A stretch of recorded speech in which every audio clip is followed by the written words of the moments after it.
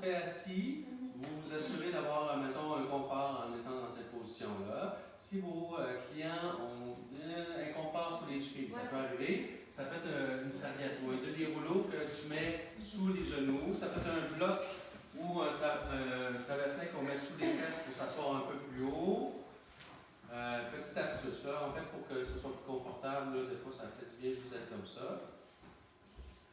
C'est mieux de le faire à genoux direct au sol parce qu'au début, c'est pas grave, on peut le faire dans les airs, là, mais rapidement, on s'installe au sol pour faire les exercices que je vais vous suggérer. Donc, on va commencer par mettre les mains ensemble et on va faire un peu de contracte-relâche. Donc, ce qu'on veut faire, c'est pousser avec une main pour amener une flexion d'un côté puis de l'autre côté. Donc, il faut à la fois forcer dans un sens et résister avec regret avec l'autre main. On fait des mouvements aller-retour. On peut faire un mouvement en sentant qu'on vient activer vraiment les muscles carpiens, les fléchisseurs du carpe, en poussant la paume de la main une contre l'autre. Et on peut sentir qu'est-ce qui se passe si on fait plutôt le doigt qui va chercher à pousser et à résister de l'autre côté. Là, on sent que ce n'est pas les mêmes muscles qui travaillent. On ne sent pas que ça chauffe au même endroit ou que ça travaille au même endroit au niveau du poignet et des doigts. Donc, amusez-vous à sentir la différence entre un ou l'autre. C'est pas pareil, hein? On peut le faire aussi en faisant des mouvements circulaires. Commencez à aller chercher des déviations lunaires et radiales en plus des flexions palmaires des deux côtés, dans un sens comme dans l'autre.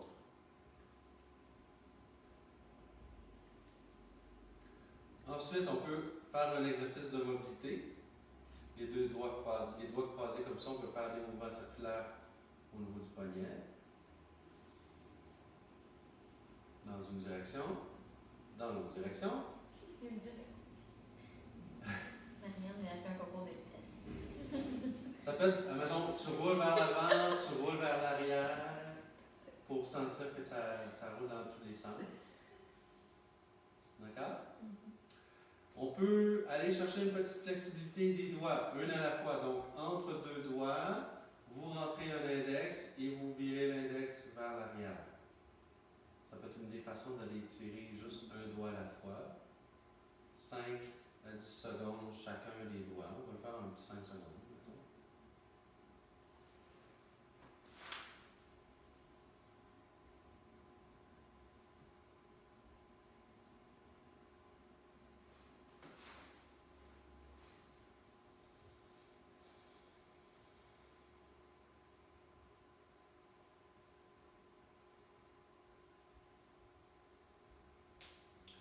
Si vous sentez qu'il y a un doigt qui est plus résistant, qui a plus de misère à aller chercher son extension, vous pouvez très bien faire du contracte-relâche pour aider à étirer davantage. Donc, pour faire la contracte-relâche, ça va être soit le doigt complètement tendu ou fléchi sur lui-même. Encore une fois, vous allez chercher soit les fléchisseurs profonds ou superficiels des doigts. Donc, le principe, c'est contracte 4 secondes, inspire, on relâche. Expire, on étire un tout petit peu plus.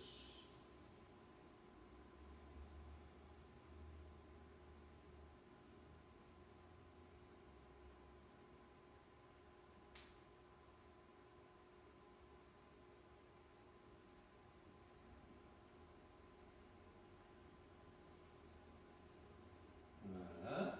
Pour les pouces, ça peut être le losange qu'on peut modifier juste en faisant des mouvements aller-retour comme ça.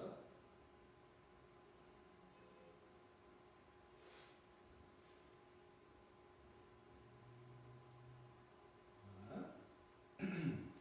Ensuite, les mains au sol. Petit exercice de mobilisation des articulations du coude, de l'avant-bras et du poignet. Donc, c'est un mouvement qui va faire appel à cette rotation-là qu'on parlait hier. Donc, les coudes ne fléchissent pas. Ce qu'on veut faire, c'est les coudes se regardent vers l'avant. Les coudes se regardent, vont vers l'avant. Et on fait des mouvements de rotation comme ça, aller-retour. Donc, ça va vous mener à un exercice qui va suivre, que j'appelle le bulldog. On va tourner les coudes vers l'avant, fléchir les coudes vers vous, tourner les coudes en externe et ramener les coudes. Donc les coudes se regardent à la fin.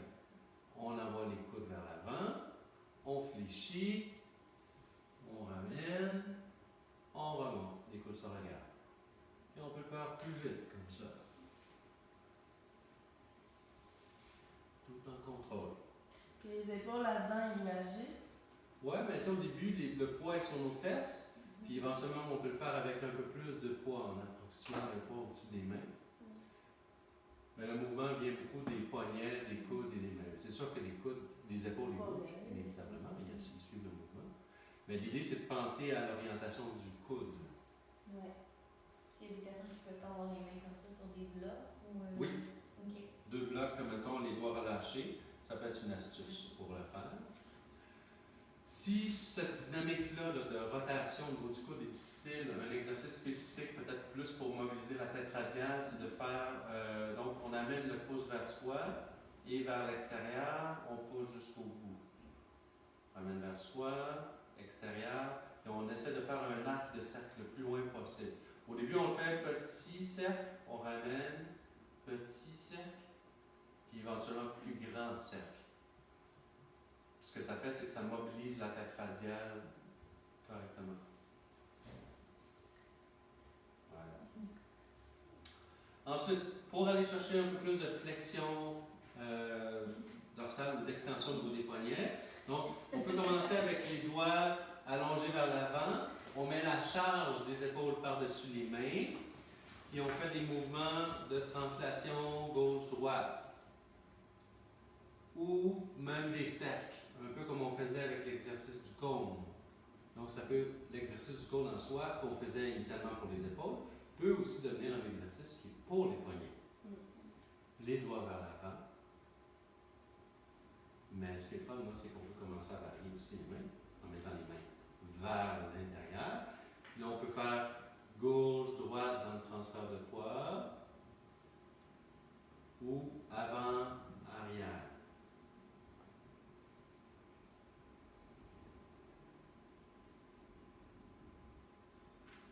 Vers l'extérieur, même chose. Avant, arrière, gauche, droite, ou bien des cercles. Horaire ou anti-horaire.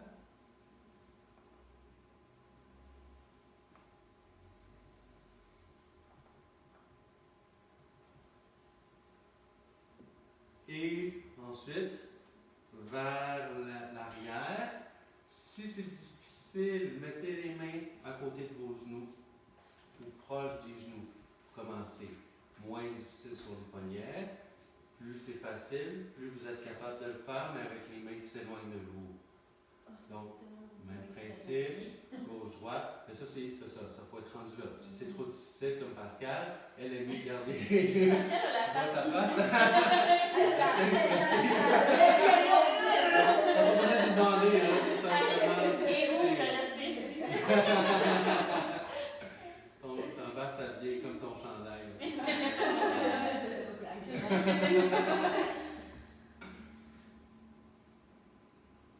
Gauche-droite, avant, arrière. Fait que en soi, c'est une routine qui est un échauffement en fait, mais qui peut aussi devenir un exercice. Chaque partie peut devenir un exercice si vous sentez que le besoin se fait sentir de votre clientèle. Puis on peut même s'amuser à aller chercher plus de flexion encore en fléchissant les coudes, puis en jonglant avec ça. Là. Les doigts. Sinon aussi, une autre astuce aussi qui va aider, si vous voyez que la personne a de la misère à décoller les doigts, de faire un exercice comme les chats là, qui vont sur un coussin là, qui font ça, c'est un peu l'idée. Ce qu'on veut faire, c'est enfoncer les doigts d'abord en gardant la paume alignée avec le poignet, descendre le plus loin possible jusqu'à redéposer la paume de main au sol. Puis on peut le faire une main à la fois. Au début, on peut le faire avec les paumes qui vont vers l'arrière. Une main à la fois. Ça peut être vers l'intérieur, même chose. Ou ça peut être aussi les doigts vers l'arrière, même idée. Là. On va engager les doigts, puis à la fin, on finit avec la paume. Donc ça peut être un exercice qu'on peut faire au sol, tout comme on pourrait le faire au mur.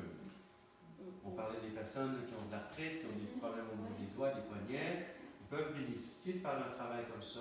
Mais ça peut peut-être être plus difficile pour eux déjà d'être à genoux, parce qu'ils ont un genou très douloureux. Ça peut être parce que juste le fait de mettre une mise en charge au-dessus de la main, c'est difficile. Pas de gêne, on fait ça au mur. On fait ça sur une table. Debout, la personne est sur une table, puis elle fait ça aussi au sol, sur la surface du comptoir ou d'une table.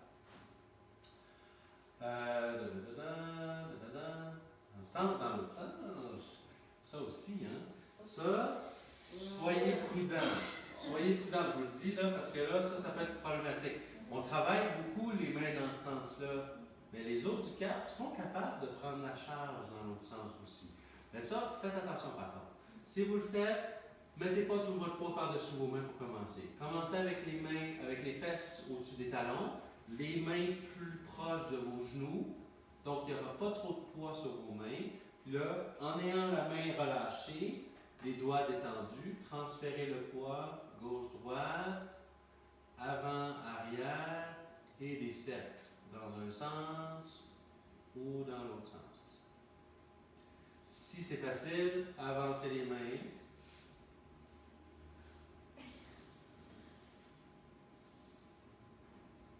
Moi, je mets même mes genoux sur les mains. Ça étire, ça distracte, ça ouvre les ligaments dorsaux de la main. Transfère le poids en même temps.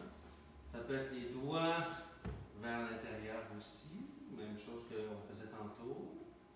Mais avec au lieu d'avoir la paume au sol, c'est la paume vers le plafond.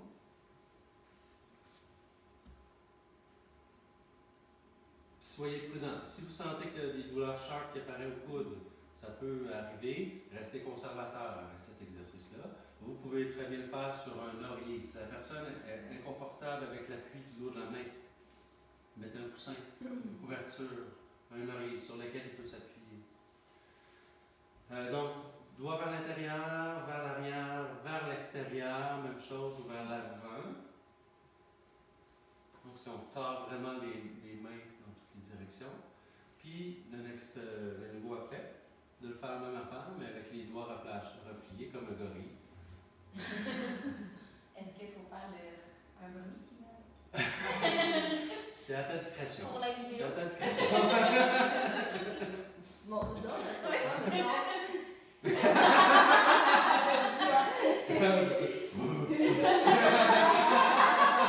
C'est pour intégrer le mouvement. Ouais, c'est ça, exactement. Tu ne peux pas les affaires. On voyait pas cette vidéo. On a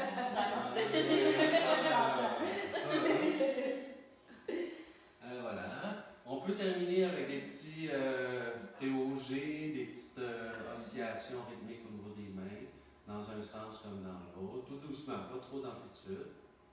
Ça peut aussi être prendre l'autre poignet en massant tout le pourtour. Ça peut être la partie charnue de l'avant-bras qui vient écraser, rouler, presser le poignet dans un sens. Ça se fait bien avec la masse musculaire de l'avant-bras, là. Comme ça. Et dans l'autre sens, c'est la paume vers le sol, même affaire. On se pétrit, on mobilise tout doucement les os du cap et les ligaments qui sont tout au pourtour de ces os du cap-là. Il y a une tonne de ligaments qui tiennent les os ensemble au niveau de la main. Pas nécessaire de les connaître par cœur, mais de façon générale, la plupart de ces ligaments-là vont aller s'orienter vers le grand os qui est en plein centre de la main. D'où l'idée où que quand on fait des mouvements de déviation radiale et cubitale de la main, c'est l'axe de rotation, le grand os, à peu près. Est-ce que j'ai oublié autre chose? Voilà. Donc, c'était ça la petite procédure d'échauffement.